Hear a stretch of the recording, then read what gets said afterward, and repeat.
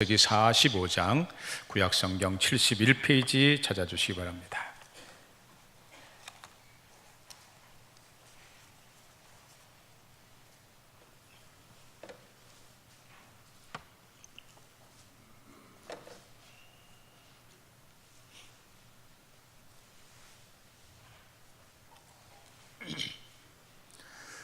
(45장) 5절부터 11절까지 교독합니다. 5절 제가 봅니다. 당신들이 나를 이곳에 팔았다고 해서 근심하지 마소서, 한탄하지 마소서. 하나님이 생명을 구원하시려고 나를 당신들보다 먼저 보내셨나이다.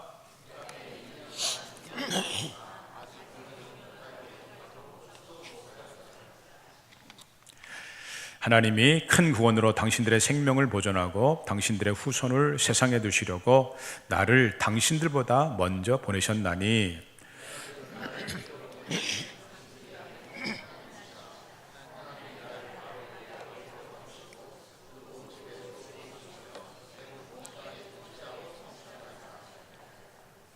당신들은 속히 아버지께로 올라가서 아뢰기를, 아버지 아들 요셉의 말에 하나님이 나를 애굽 전국의 주로 세우셨으니 지체 말고 내게로 내려오사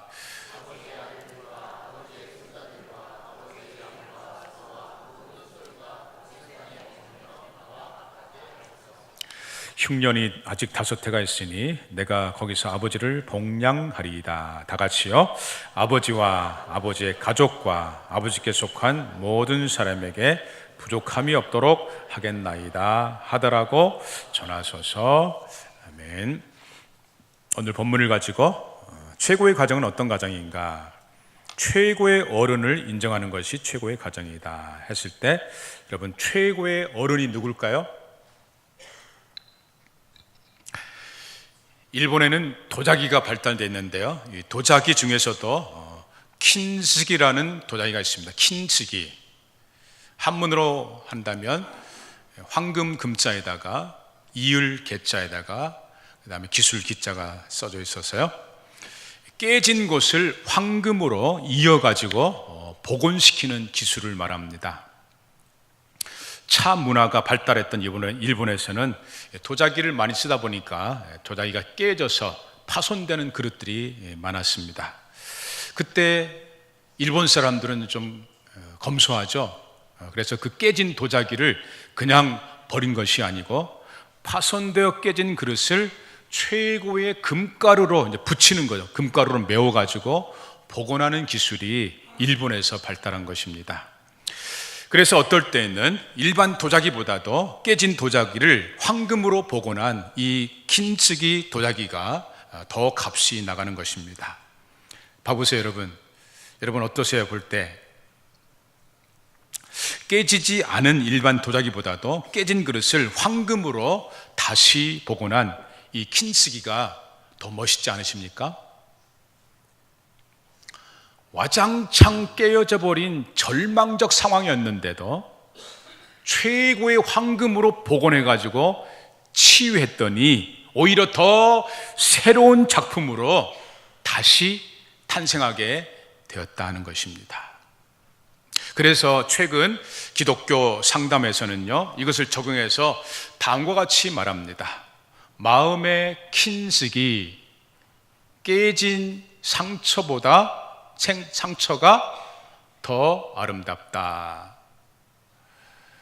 상처가 여러분 아름답습니까? 깨어져 버렸는데 아름답습니까? 그런데 기독교에서는 깨어졌는데 상처가 아름답다. 인생 살다가 와장창 깨어져 버린 상처투성이들, 찢어진 아픈 마음들이 있는데 여기를 황금보다 더 귀한 주님으로 치유받아서 더 새로운 인생으로 새 출발하는 기독교가 소망의 기독교라는 것입니다. 여러분, 오늘 우리 가운데 와장창 깨져 버린 절망적 상황이 있는 분 안 계십니까? 마음이 찢어져 가지고 상처투성이로 살고 있는 분 안 계십니까?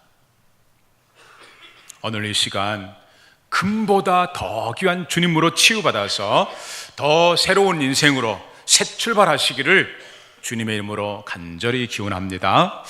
그 대표적인 인물이 오늘 본문에 나오는 요셉입니다. 요셉. 이 성경 전체에는 약 5천 명의 인물들이 기록이 되고 있는데요, 5천 명의 인물들 중에서 가장 절망적인 인생이 누구일까?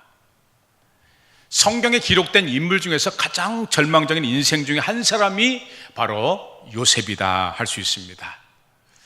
이 요셉은 어느 정도로 절망적인 인생이었습니까? 요셉은 보통 사람들이 겪어보지 못한 두 가지 밑바닥 인생을 경험했던 것입니다. 하나는 종살이고요, 하나는 옥살이입니다. 노예로 살았고 죄수로 살았다는 것입니다. 언제? 10대 때, 20대 때. 하나씩 살펴보겠습니다. 먼저 종살이입니다. 노예로 산 것입니다. 요셉의 아버지 야곱이죠. 야곱은 4명의 부인을 통해서 12명의 아들을 낳게 됩니다. 그런데 그 중에 가장 사랑했던 부인은 라헬입니다. 그래서 라헬을 통해서 낳은 자식이 11번째 바로 요셉. 이 요셉을 그 사랑했던 부인이기 때문에 더 요셉을 극진히 사랑했습니다. 그래서 위에 있는 10명의 형들에 대해서는 아주 허름한 옷을 입혔는데요, 이 11번째 아들 요셉에게는 최고로 좋은 채색 옷을 입히게 됩니다. 아버지 야곱은 자식들 중에서 요셉을 아주 편애를 했던 것입니다. 그래서 나머지 10명의 형들은 하나같이 이 요셉만, 동생만 보면은 그냥 막 미워했던 것입니다. 그러던 중에 요셉이 17살 되었을 때, 이제 청소년에서 청년기로 넘어갔을 때에 집에 있는 양떼를 돌보기 위해서 10명의 형들이 이제 지방의 목초지로 떠나게 됩니다. 그러자 아버지 야곱이 양떼를 잘 돌보고 있는지 이 요셉을, 동생을 형들에게 보내게 됩니다. 멀리서 동생 이 요셉이 온 것을 형들이 봅니다. 그것은 이제 집이 아닌 외지입니다.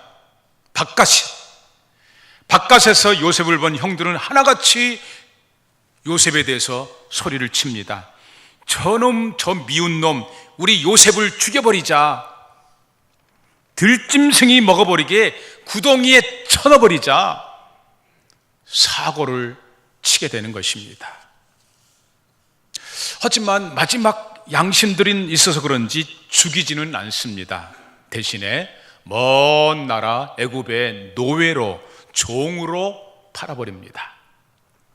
그리고는 요셉의 겉옷을 뺏어서 염소 피를 거기다 묻혀서 아버지 야곱을 속입니다. 아버지, 이거 요셉 옷 맞죠? 요셉이 들짐승에게 먹힌 게 틀림없습니다. 평소에 다른 사람을 속이기를 잘했던 이 야곱은 자기 아들들에게 속임받아가지고 엉엉 통곡을 합니다. 집안이 초상집이 되어버립니다. 행복해야 될 가정이 왜 이렇게 초상집이 되었습니까? 그것은 직접적인 이유는 부모의 노골적인 편애, 부모 자기 마음에 드는 자식만 좋아했던 것입니다. 여기서 우리는 분명히 알아야 될 것이 있습니다. 굉장히 큰 어른인 줄 알았던 부모이지만 부모도 자기 중심적이고 인간적이고 불완전한 인간이라는 사실입니다. 다시요, 부모가 누구라고요? 굉장한 줄 알았는데 부모도 자기 중심적인 인간, 불완전한 인간이라는 사실입니다. 그래서 불완전한 이 부모의 편애로 인해 가지고 자식이 노예까지 돼버린 것입니다. 부모의 부족함으로 자식이 생고생을 하는 것입니다. 지금 요셉은 17살, 우리나라로 얘기한다면 19살 정도, 한창 때입니다. 한창 때 이런 일을 당했으니 속에서 얼마나 부글부글 했겠습니까? 이제까지는 집에서 최고의 대접을 받았는데 지금은 인간 취급도 못 받는 개, 돼지 같은 노예로 짐승처럼 살게 되니 얼마나 큰 상처입니까? 보통 사람 같았으면 홀로 외로운 밤마다 이를 갈았을 것입니다. 내가 반드시 살아 돌아가서 아버지하고 저 형놈들 내가 가만두지 않겠다. 그런데 요셉이 더 힘든 것은요, 자기 나라의 종살이가 아니었습니다. 종이 정말 힘든 것이지만 그래도 자기 나라에서 하면 말도 알아듣고 같이 먹는 음식이지 않습니까? 그런데 요셉은 어느 나라 종이 됩니까? 외국의 노예로 간 겁니다. 말도 안 통하죠. 음식도 안 맞죠. 이 외국의 노예로 살다 보니 거기에 적응하느라고 얼마나 힘들었겠습니까? 그래도 10여 년 세월이 지나면서 요셉은 주인에게 인정을 받게 됩니다. 집안 살림을 도맡아 하는 가정 총무까지 됩니다. 모든 걸 다 맡겼습니다. 그러다 보니까 이제 안방 마님하고 자주 만나게 되었는데, 이 안방 마님이 바람이 난 겁니다. 나름 잘생긴 요셉에게 계속 추파를 던지면서 자기랑 동침하자는 겁니다. 사실 요셉이 인간적으로 보면요, 이것은 딱 좋은 기회입니다. 안방 마님까지 자기 편으로 만들어버리면 이제는 더 즐기면서 그 집안에서 자기 마음대로 살 수 있었던 그런 기회였던 것입니다. 그런데 요셉은 거절합니다. 그러면서 요셉 왈 마님, 이 탈선을 저와 마님 둘만 아는 것이 아니고 지금도 살아계신 하나님께서 하늘에서 다 보고 계십니다. 우리는 죄를 지을 때, 이거 아무도 모른다, 이거 당신하고 나하고만 아는 거야, 그렇습니까? 천만의 말씀입니다. 우리가 믿는 하나님은 나를 다 보고 계신다는 것, 이거를 알아야 됩니다. 나 혼자, 부모 자식도 모르는 나 혼자 은밀하게 죄 지은 것도 누구는 알고 계신다고요? 하늘의 하나님은 다 알고 계신다는 것, 이걸 잊지 말아야 됩니다.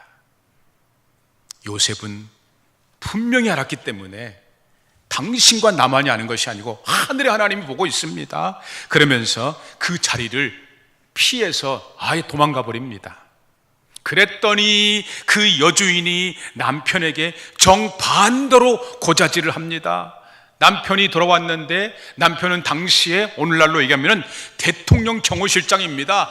하늘의 새도 떨어뜨린다는 막강의 권력자입니다. 여보, 이 요셉이란 저놈이 말이죠, 나를 겁탈하려고 했어요. 거꾸로 얘기합니다. 저 종놈 좀 처치 좀 해주세요. 갑질을 합니다. 요셉은 즉시로 감옥에 처박혀서 이번에는 옥살이를 시작합니다. 지난 10여 년 종살이 했는데 이제 그것도 모자라서 억울하게, 이번에는 정말 아무 잘못도 없는데 진짜 억울하게 고발당해가지고 인생 밑바닥 감옥까지 내려가게 됩니다. 이때 요셉의 나이가 20대 후반인 것입니다. 20대 후반, 한창 공의가 어떻고 정의가 어떻고 정의를 외칠 수 있는 피가 끓는 나이 아닙니까? 그래서 보통 사람 같았으면 정말 억울해가지고 미쳐서 복수의 칼을 갈았을 것입니다. 내가 두고 보자, 내가 혹시라도 석방되면 내가 깜깜한 밤에 몰래 들어가서 저 여자, 저것을 내가 죽여버릴 거야. 어제도 신문 보니까 30대 남자가 자기 여자친구를 때려서 죽였다고 그랬습니다. 그런데 전에 노예로 살 때는 그래도 집에서 잤는데 이제는 큰 죄수가 돼가지고요, 형편없는 돼지우리 가운데서 겨우 목숨만 붙어서 생존하는 그런 사람이 된 겁니다. 지금도 우리나라 감옥에 가보면은 형편없지만은, 집보다는 형편없지만 그래도 살만합니다. 근데 4,000년 전 감옥은요, 이건 돼지우리입니다. 거기서 목숨 붙어서 생존하게 되는 것입니다. 보통 사람 같으면 아마도 인생을 포기했을 것입니다.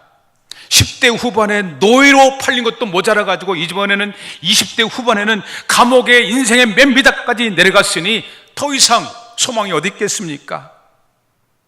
언제 사형을 당할지, 평생 감옥에서 썩을지 절망 그 자체였던 것입니다. 자, 그런데 여러분, 그 밑바닥 절망이, 아무런 소망도 없는 그 절망이 나라의 최고 국무총리가 되는 연결 통로가 될 것이라고 누가 상상이라도 했겠습니까? 어느 날 황제 신하 중에, 측근 중에 잘못해가지고 죄수로 들어왔는데 그 사람이 꿈을 꾸게 됩니다. 요셉이 그것을 해석을 해줬는데 그대로 복직이 된 겁니다. 그래서 이번에는 황제가 꿈을 꿨는데 이게 연결돼가지고 황제의 꿈을 해석하게 됩니다. 결국 요셉은 대제국 이집트, 오늘날로 말하면 세계 최강국이었습니다. 그 세계 최강국의 황제 다음으로 최고의 권력자, 2인자, 국무총리가 된 것입니다. 지난 13년 동안이나 가장 밑바닥 인생으로 종살이, 옥살이를 하면서 인생이 와장창 깨져버려서 상처투성입니다. 아무런 소망이 없고 절망 그 자체였습니다. 그런데 그 모든 것, 상처투성이, 절망 그 자체를 합력하여 선을 이루시는 전화위복의 하나님, 완전 패배를 역전시키는 하나님, 아무런 소망이 없는 절망을 소망으로 반전시키는 주님께서 그 요셉을 새 인생으로 새 출발하게 하신 것입니다. 자, 그래서 이제 30살에 최고의 권력 잡은 요셉은 이제 하나 남은 거 해야겠죠? 뭡니까? 자기를 그동안 이렇게 상처투성으로 말았던 사람들, 그 사람들에 대해서 원수를 갚아야 되는 거 아닙니까? 자식을 편애해서 형제들끼리 불화하게 만든 아버지, 그렇다고 해서 또 자기를 외국의 노예로 팔아버린 형놈들, 또 자기에게 억울한 누명을 씌워서 감옥에 쳐넣은 그 안방마님 그 여자, 그 나라의 최고 권력자가 된 국무총리가 된 요셉은 이런 인간들에게 어떻게 원수를 갚았습니까? 어떻게 원수가 갚았습니까? 오늘 본문 5절과 11절에 이렇게 말합니다. 5절에 당신들이, 형님들이 나를 이곳에 팔았다고 해서, 외국에 종으로 노예로 팔았다고 해서 근심하지 마소서, 한탄하지 마소서, 원수 안 갚겠다는 겁니다. 왜? 하나님이 생명을 구원하시려고 나를 당신들보다 먼저 하나님이 보내신 것입니다. 11절입니다. 그래서 11절, 흉년이 아직 5해가 있으니 내가 여기서 아버지를 어떻게 하겠다고요? 복량하겠습니다. 아버지뿐만 아니라 아버지와 아버지의 가족, 아버지께 속한 모든 사람에게 부족함이 없도록 하겠나이다. 요셉은요, 원수가 된 형들과 아버지에게 원수 갚기는커녕 오히려 형들을 용서합니다. 또 모든 원인의 제공자였던 아버지를 복량하겠다는 것입니다. 그래서 모든 이웃들까지 다 섬기겠다는 것입니다. 아니 여러분, 어떻게 이런 놀라운 용서가 가능합니까? 먼저 요셉은 고난의 인생을 살면서 10대 때 노예로, 20대 때 감옥에 살면서 크게 깨달은 게 하나 있습니다. 그게 무엇인가? 나에게 갑질을 했던 안방마님 그 여자, 나를 노예로 팔아버렸던 그 형놈들, 심지어는 집안의 어른이라고 했던 아버지도 자기중심적이고 불완전한 인간에 불과하다는 것을, 그것을 확실히 깨달은 것입니다. 아버지도 자기중심적이구나, 형들도 불완전한 인간이구나. 그 여자도 정말 자기 중심적인 거구나. 이거를 절실히 깨닫는 것입니다. 그 대신에 반대로 우리 가정에 내 인생의 최고 어른이 있다는 것을 알게 된 것입니다. 아버지가, 할아버지가 내 최고 어른이 아니고 이 세상에 최고의 어른이 있다. 그것이 누구라는 겁니까? 다름 아닌 하나님이시구나. 이거를 확실하게 인정을 하게 된 것입니다. 전에도 요셉이 아버지 밑에서 하나님을 알았습니다. 그런데 그 가장 인생의 밑바닥 종으로 노예로 살면서 그때서야 진정으로 최고의 어른은 하나님이시구나. 실제적으로 깨달은 것입니다. 내가 믿는 하나님은 정말 내 인생의 생사, 화복, 살고 죽는 것, 나에게 복도 주고 저주도 하시는 분은 주님밖에 없구나. 하나님뿐이시구나. 그래서 요셉은 큰 소리로 고백한 것이 바로 오늘 본문 8절 상반절입니다. 8절 상반절 보십시다. 그런즉 나를 이리로 보내신 이는, 즉 나를 노예로 죄수로 고생 시키신 분은 당신들이 아니고 누구시라고요? 하나님이십니다. 하나님이십니다. 자, 이거는 정말 일반 사람으로서는 이건 이해할 수 없는 겁니다.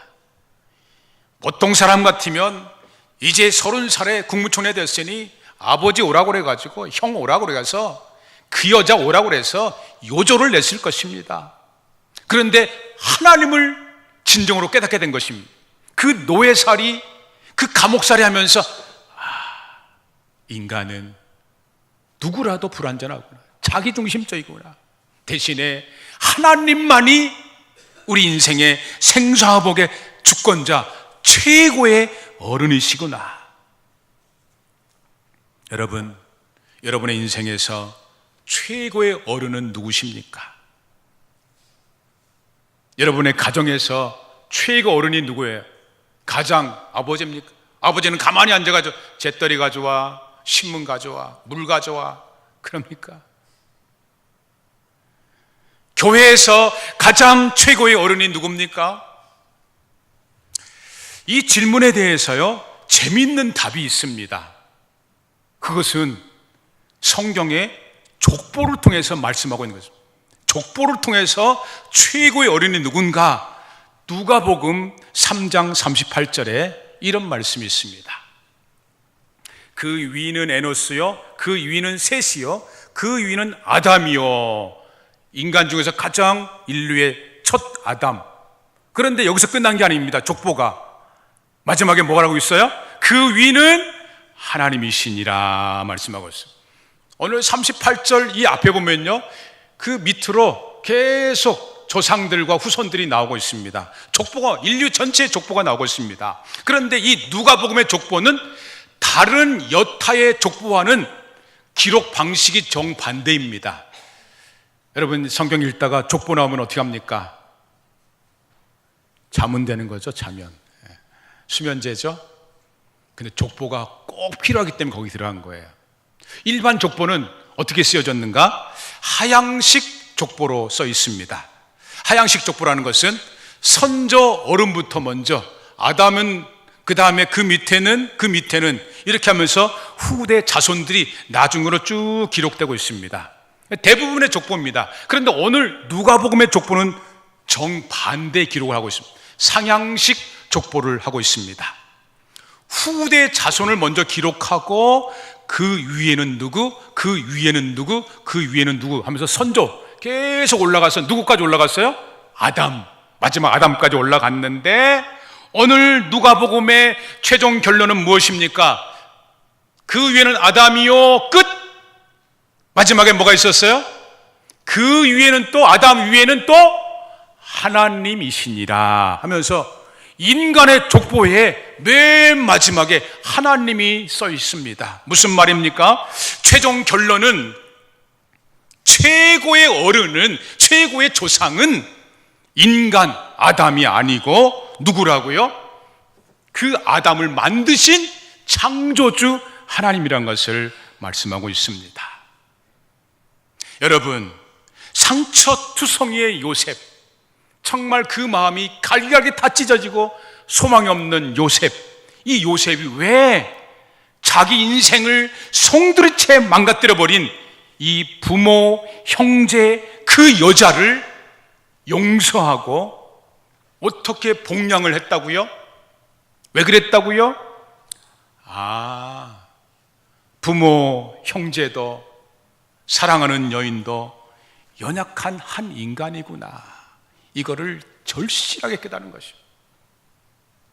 그리고는 그 다음에 하나님이 최고의 어른이시구나, 하나님이 내 인생에, 우리 가정에, 우리 교회의 생사화복의 주권자이시구나 확실하게 고생하면서 그 폭풍 속의 고난 속에서 깨닫게 되었기 때문에 성공했지만 오히려 그 원수 같은 가족들을, 원수 같은 그 여자를 용서하게 된 것입니다. 교회 다니지만 우리는 가슴속에 가끔 이런 마음, 내가 너 가만두나 봐라, 너 아무개 집사네 가만두나 봐라.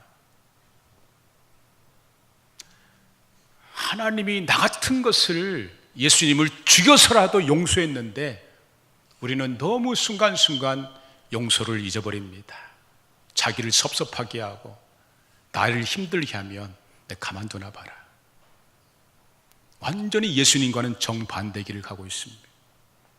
왜입니까? 내가 최고의 어른이라는 것, 내 마음대로 신앙생활 하겠다는 것. 오늘 요셉은 인생의 가장 그 폭풍 속에서 고난의 인생을 살았지만 그것을 통해서 인간은 정말 약한 존재이구나, 내가 최고로 알았던 부모라 할지라도, 나를 가장 사랑했던 사람들이라 할지라도 자기중심적이구나. 오늘은 어버이 주일입니다.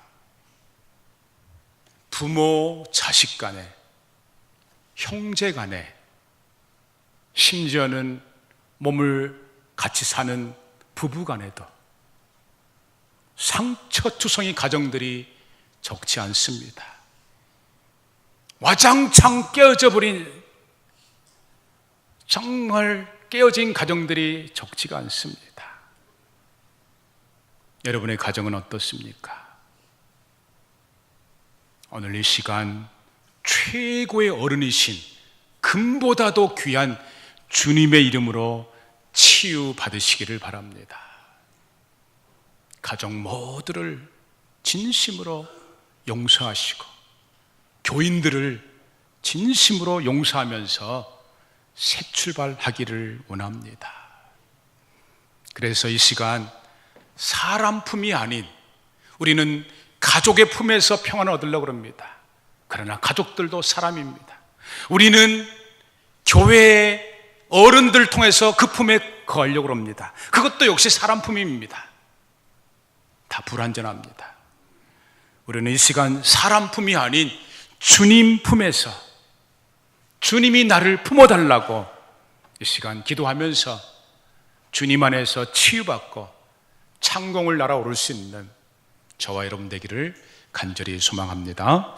우리 찬양합니다. 주 품에 품으소서.